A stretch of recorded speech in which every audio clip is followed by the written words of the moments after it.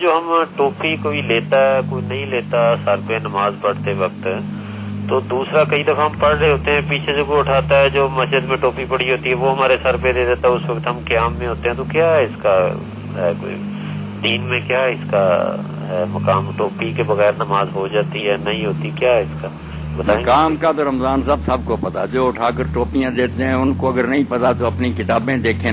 کسی نے مرد کے لیے سر جو ہے نا ڈانگنے کو نماز کا حصہ نہیں کہا، کسی فقیر عالم کا یہ قول نہیں۔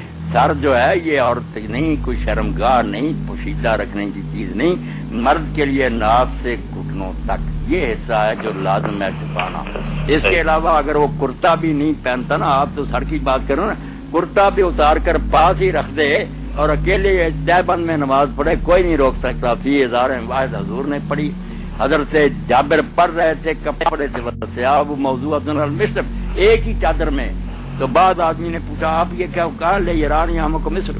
میں اسی لیے کر رہا ہوں تیرے جیسے بے وقوف دیکھیں، انہوں نے پتا چل جائے کہ مرد کے لیے نماز میں جو لباس ضروری ہے وہ صرف ناف سے گھٹنوں تک، باقی کوئی اچھا لباس پہنتا ٹھیک ہے، کرتا وغیرہ بسم اللہ، مگر سر تو بالکل شامل نہیں، نہ سر کا کوئی درجہ نہیں، نہ کوئی زیادہ ثواب نہ مستحب، کچھ نہیں۔